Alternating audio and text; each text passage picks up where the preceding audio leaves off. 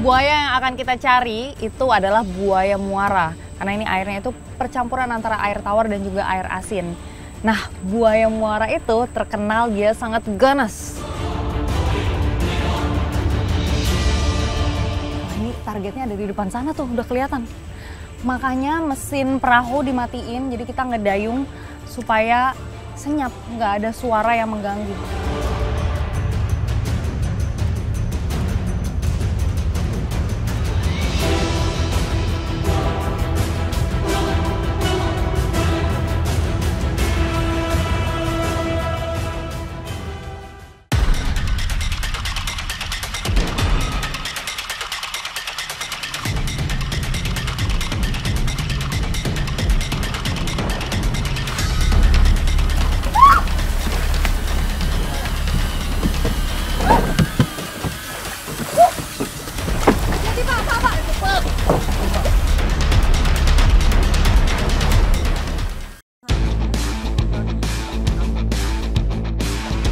Seluruh aliran sungai di Kabupaten Tanah Tidung bermuara di Sungai Sesayap.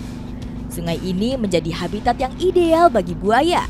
Selain tersedianya sumber makanan, lokasi ini dipilih sebagai tempat berlindung yang nyaman.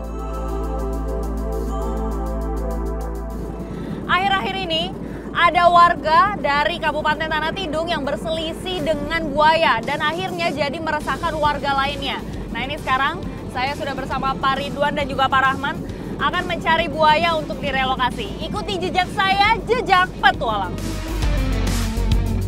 Mereka yang juga berprofesi sebagai nelayan cukup khawatir dengan keberadaan buaya. Saat mendengar keresahan warga, 2 orang pawang lokal yang saya temui memutuskan melakukan pencarian untuk dilakukan relokasi. Buaya yang akan kita cari itu adalah buaya muara. Karena ini airnya itu percampuran antara air tawar dan juga air asin. Nah, buaya muara itu terkenal dia sangat ganas. Jadi kita memang hati-hati. Udah ganas dan liar, memang harus sama pawangnya, Pak Ridwan dan juga Pak Rahman. Sarang buaya muara biasanya terlindung dari vegetasi, berupa semak belukar, pohon, atau tanaman merambat sehingga bisa melindungi mereka dari predator. Kita udah mulai menemukan tanda-tanda. Biasanya memang warga daerah Kabupaten Tanah Tidung ini kalau mencari buaya itu pakai alat. Nah, ini nih nama alatnya, tempuling namanya. Itu terbuat dari batang kayu, ada talinya. Jadi nanti ketika dikaitkan ke badan buayanya, otomatis dia akan terlilit oleh tali ini. Nah, ini talinya lumayan panjang nih. Karena biasanya kalau buaya sudah merasa terancam, dia akan menggulungkan badannya. Nanti terlilit dengan sendirinya, jadi kita lebih mudah untuk nangkap buayanya. Tempuling atau tombak dengan panjang 4 meter biasanya digunakan untuk memancing hasil buruan dengan ukuran yang besar. Wah, ini targetnya ada di depan sana tuh, udah kelihatan. Makanya mesin perahu dimatiin, jadi kita ngedayung supaya senyap, nggak ada suara yang mengganggu.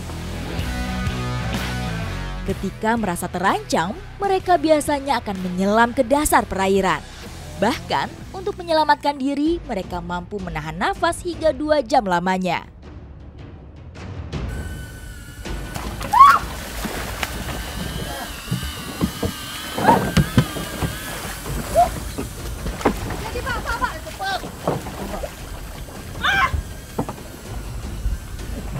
Betul. Bapak.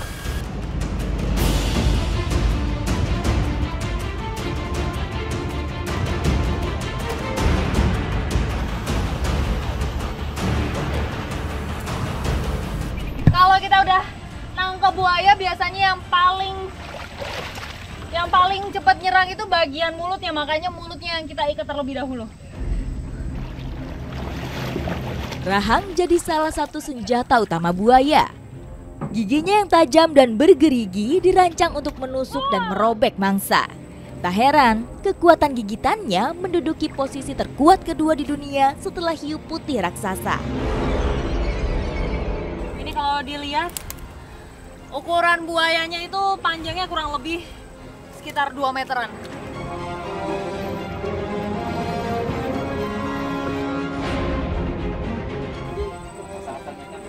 Berat banget nih, beratnya berapa kilo? Beratnya itu mencapai 50 kilo. Oh, berat banget. Sebelah mana kita taruh? Iya. Mantap juga. Selain buaya muara, ada 3 jenis buaya lainnya yang hidup di Indonesia. Dari keempatnya, sejauh ini buaya muara yang paling ganas karena paling banyak menyerang manusia. Ini buayanya sudah aman, ditaruh di perahu. Memang kadang-kadang dia itu suka mengelabuhi musuh dengan pergerakannya yang minim. Bener-bener diem aja kayak gini. Seolah-olah dia udah nggak berdaya ya Pak? Ya. Seolah nggak berdaya padahal bisa tiba-tiba ngibas sana sini, bisa tiba-tiba menyerang juga. Nah ini supaya lebih aman, makanya buayanya mau direlokasi di tempat yang jauh dari pemukiman warga.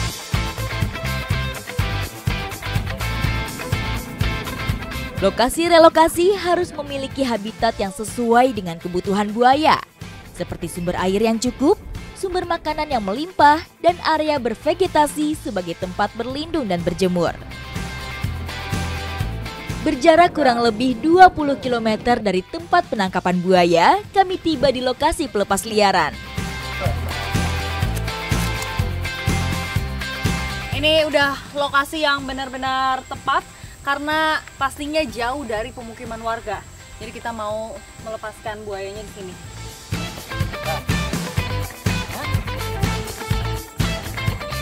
Sekarang buaya sudah kembali ke habitatnya karena memang habitat alami dari buaya itu sudah mulai berkurang.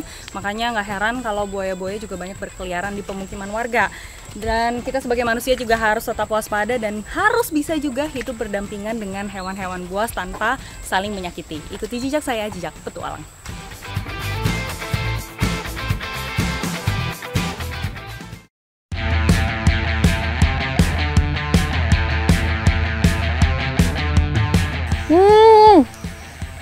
Dagingnya kenyal, ada manis-manisnya, dan gurih.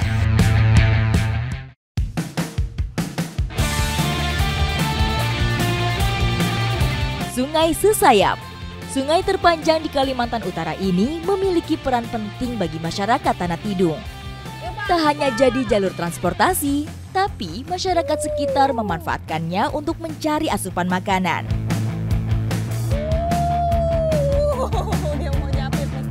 Sungai di Kalimantan memberikan banyak nutrisi bagi biota air tawar yang ada di sekitarnya. Seperti yang saya cari sekarang ini, udang galah. Ikuti jejak saya, Jejak Petualang. Tanah Tidung dianugerahi banyak sungai dan rawa. Lokasi yang sangat cocok sebagai habitat udang galah. Kaget. Wih. Ternyata dicapit. Dia udah nyapit. Papa dia nyapit. Ini dia udangnya nih. Karena capitnya lebih panjang makanya dia bisa menjangkau sampai ke tangan kita di belakang. Capit merupakan salah satu senjata utama mereka. Kedua capitnya digunakan untuk menangkap mangsa, seperti ikan, udang kecil, bahkan cacing. Ini dia. Jadi waktu yang tepat juga nih narik bubu pada saat airnya itu tinggi. Karena kita masangnya di saat airnya itu surut. Jadi udang-udang pada masuk pas airnya udah tinggi, jadi lebih enak kita ngambil bubunya dan dapat udangnya banyak. Udang galah dikenal memiliki perkembangbiakan yang cepat. Betina Macrobacchium rosenbergi ini dapat menghasilkan hingga 100.000 telur dalam sekali masa reproduksi. Tingginya tingkat kesuburan ini memungkinkan mereka untuk menghasilkan banyak keturunan dalam waktu singkat. Nah ini warnanya sama-sama biru di bagian capit yang panjang ini. Kalau masih kecil memang disebutnya adalah udang laki. Nah besarnya baru namanya udang galah karena warnanya tuh lebih cenderung biru. Kalau ini masih banyak beningnya nih. Kalau ini sama sebenarnya udang galah juga. Dia punya capit. Cuma ini adalah betinanya. Disebutnya biasanya di sini adalah udang kembang. Jadi dia nih yang melahirkan udang galah lainnya.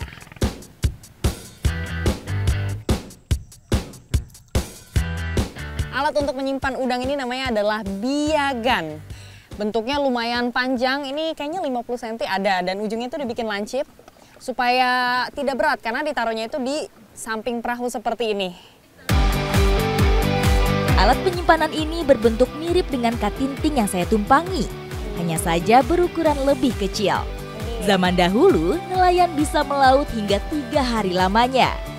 Mereka menggunakan biagan agar tangkapannya tetap fresh sampai tangan pembeli. Ini udang-udangnya udah kita dapatkan lumayan banyak. Habis ini bubunya mau langsung dipasang lagi, tapi di tempat yang berbeda, sebelah sana. Dengan memasang bubu di beberapa tempat yang berbeda, membuat nelayan dapat meningkatkan peluang untuk mendapatkan udang galah.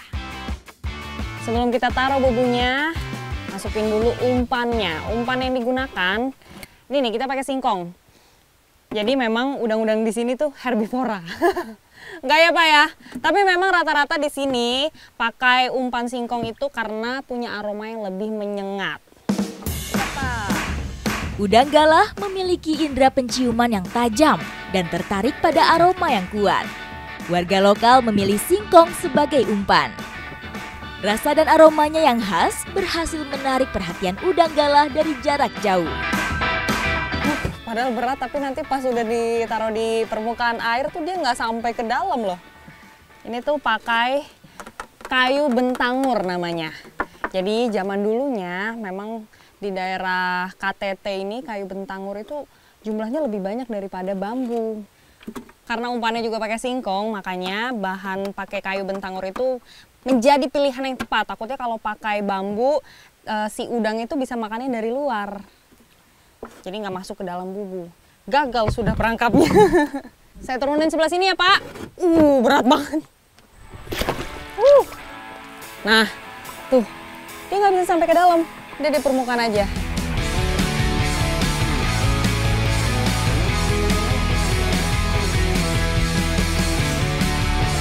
Saya udah penasaran banget nih. Kira-kira udangnya udah dapat berapa banyak? Jadi masyarakat di sini tuh selain bisa dikonsumsi sendiri, mereka juga biasa menjualnya karena punya nilai jual yang tinggi.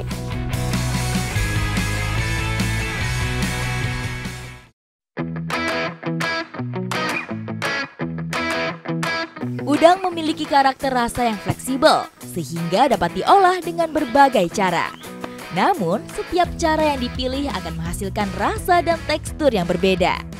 Menikmati suasana di pinggir sungai, masaknya juga di atas perahu kayak gini. Bapak sering masak kayak gini, Pak? Masa iya, Pak?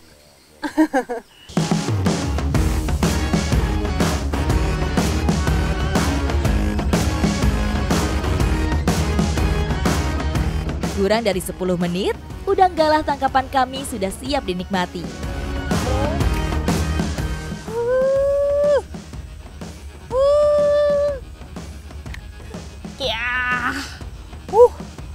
Masih panas banget nih.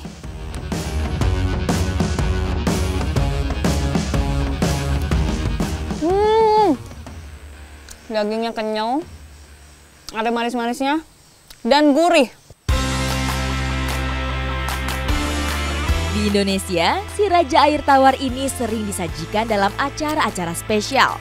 Bahkan, di beberapa daerah menjadi simbol keberuntungan karena bentuknya yang menyerupai bulan sabit. Nggak heran kalau udang galah ini menjadi komoditi utama di Kabupaten Tanah Tidung. Karena hamparan sungainya yang luas dan masyarakatnya juga masih menjaga lingkungan dengan mengambil udang galah dengan cara-cara yang tradisional dan tidak merusak. Ikuti jejak saya, jejak petualang.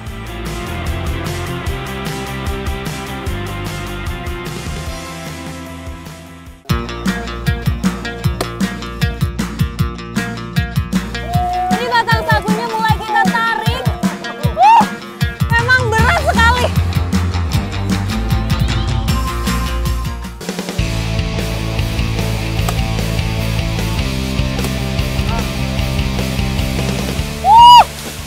Oke.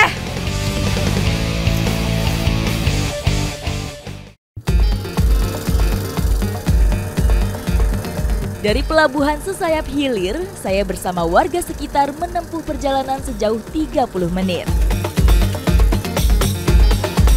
Deru suara mesin perahu membawa saya ke sebuah pulau dengan ratusan pohon sagu.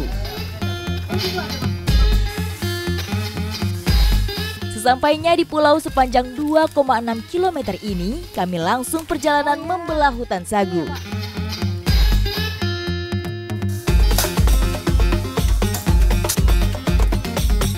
Daerah Kalimantan masih menyimpan banyak potensi yang bisa dijadikan sebagai sumber makanan.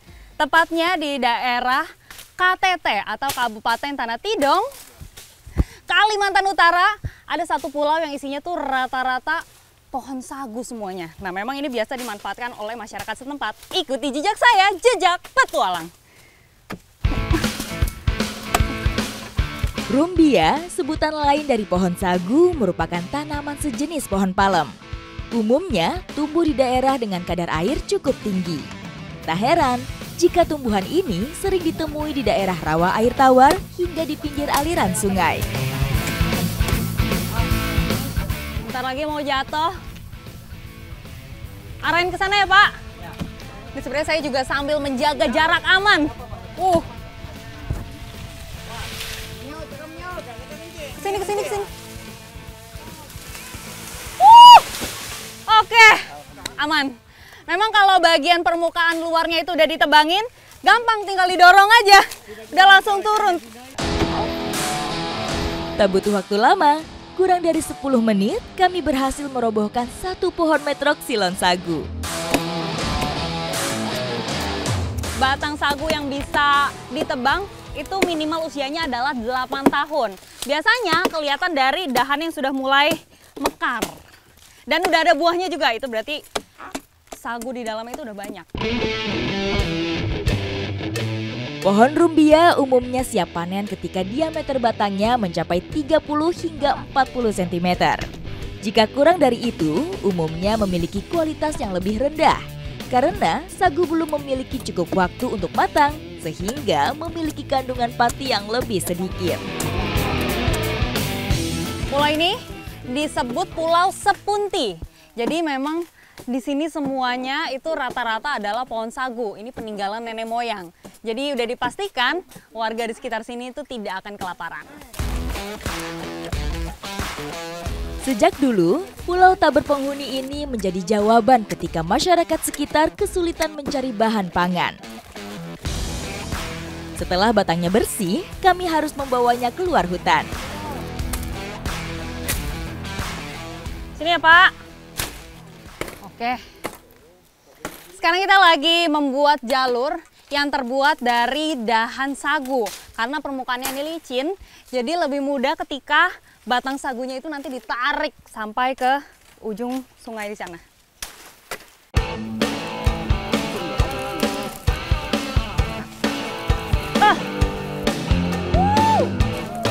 Tarik lagi.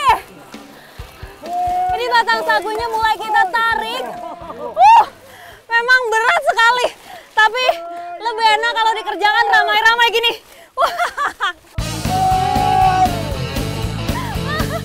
Menembus jalur sepanjang 100 meter dengan beban 200 hingga 400 kg membuat perjalanan ini cukup menguras tenaga. Rasanya melelahkan tapi seru banget. Apalagi di sini bapak-bapak semangat semuanya. Ini udah mau nyampe tuh, udah mau nyampe air. Kita gimana Pak? Ini Pak, langsung diturunin aja? Oke, karena nggak akan tenggelam ya, pasti mengambang ya. Wow.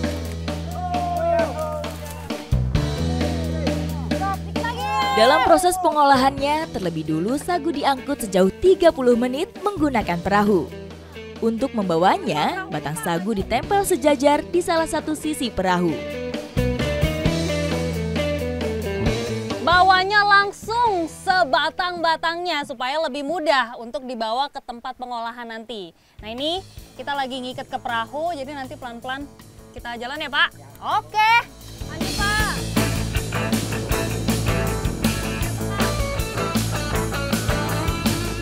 Kami melewati Sungai Sesayap, sungai kebanggaan masyarakat Kabupaten Tanah Tidung. Dengan panjang 279 km, membuatnya disebut sebagai salah satu sungai terbesar di Kalimantan Utara. Sekaligus menjadi jalur transportasi yang penting bagi masyarakat di sekitarnya.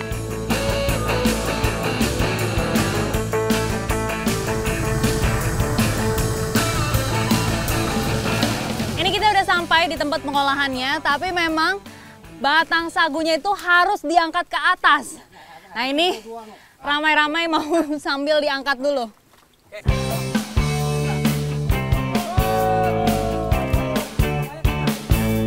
Ini sebenarnya akan lebih mudah kalau pas airnya tinggi, jadi tidak perlu ada proses menarik seperti ini. Tapi karena kita terlambat, airnya surut, jadi mau nggak mau harus ditarik.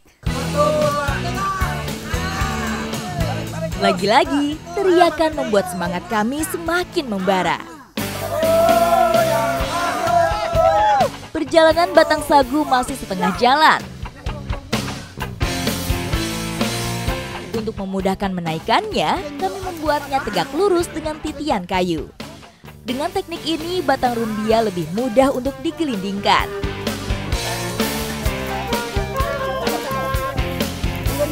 Akhirnya, tumbuhan rawa ini tepat pada posisinya. Tak membuang waktu, kami harus segera mengolahnya menjadi remahan sagu.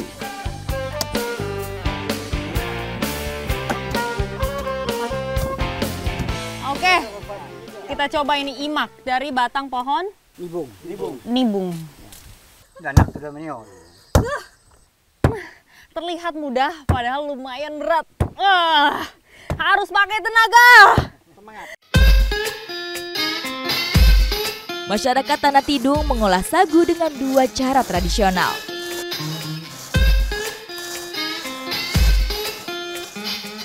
Kalau imak tadi terbuat dari batang pohon nibung, makanya dia tuh harus yang keras dan juga kuat.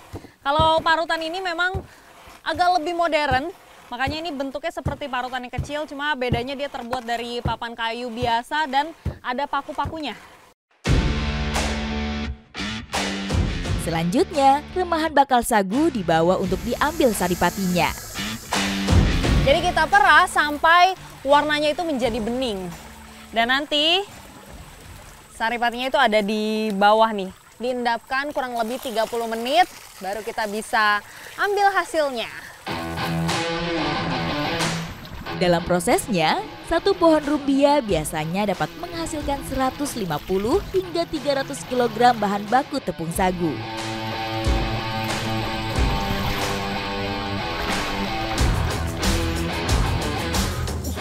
Saya ambil dulu ya Pak.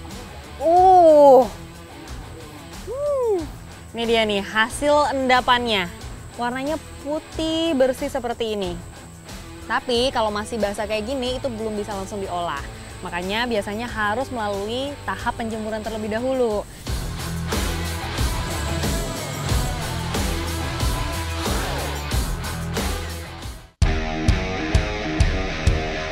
Ini dia nih uaknya setelah dibersihkan, warnanya seperti ini, merah muda. Sebenarnya kalau secara bentuk itu mirip seperti belut.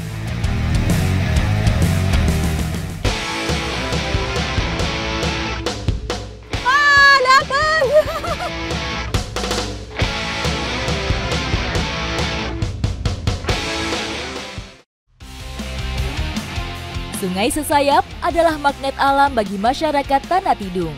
Menjadi pusat aktivitas, termasuk pencarian salah satu jenis ikan endemik bumi Kalimantan Utara. Hari ini saya beramai-ramai bersama warga desa Tidung Bale akan mencari ikan yang bisa dikatakan spesial. Kira-kira ikannya seperti apa? Ikuti jejak saya, jejak petualang.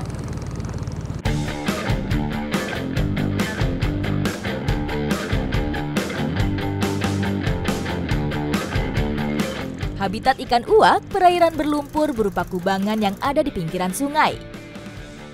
Kondisi tanah berlumpur menjadi tempat favorit ikan uak untuk bersembunyi.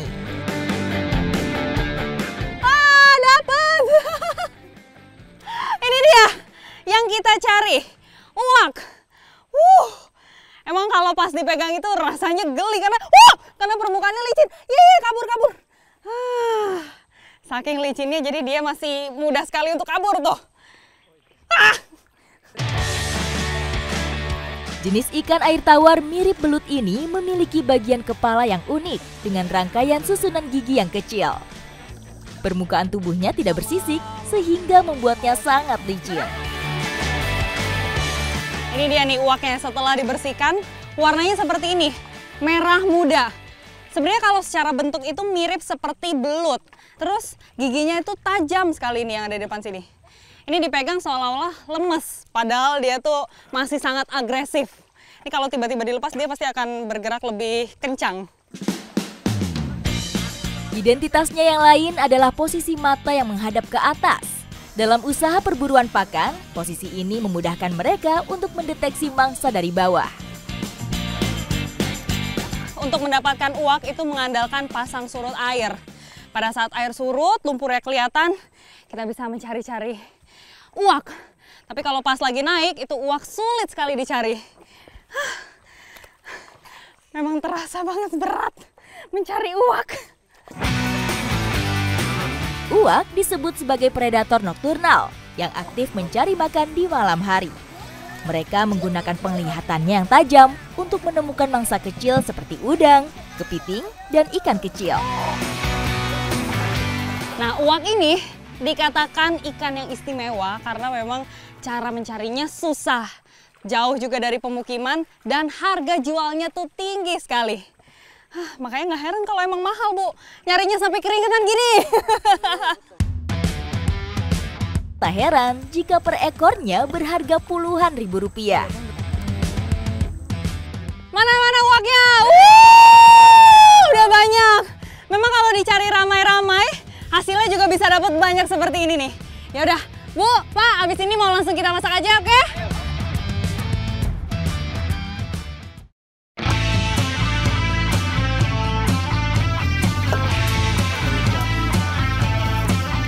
Jadi sekarang uaknya mau dimasak menjadi uak masak asam lempesu.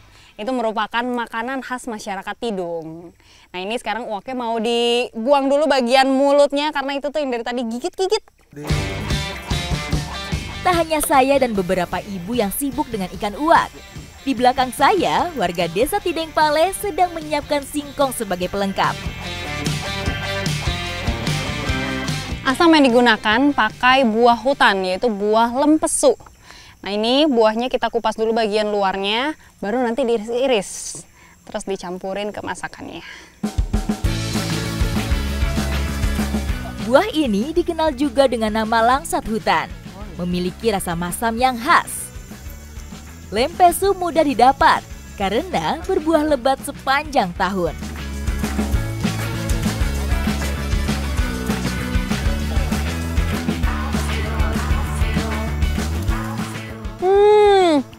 Sebenarnya kalau dipegang itu lebih keras dibanding pas belum matang. Tapi pas digigit rasa dagingnya itu kenyal-kenyal sekali. Enak ya?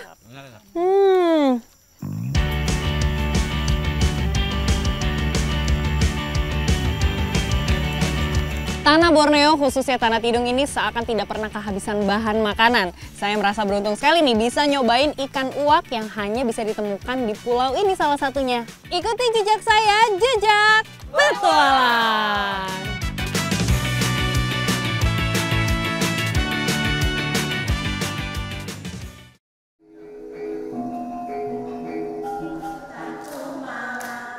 Sebelum melakukan petualangan di Kabupaten Tanah Tidung, saya disambut antusias oleh warga setempat.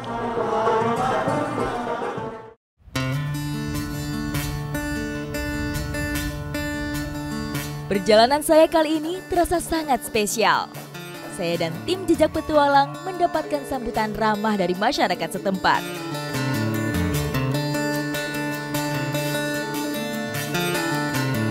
Percikan air dan taburan beras kuning menjadi simbol tradisi sekaligus pengharapan mendalam. Sekarang lagi menyanyikan pantun supaya kegiatan berjalan dengan lancar dan juga aman. Pantun ada doa-doa juga.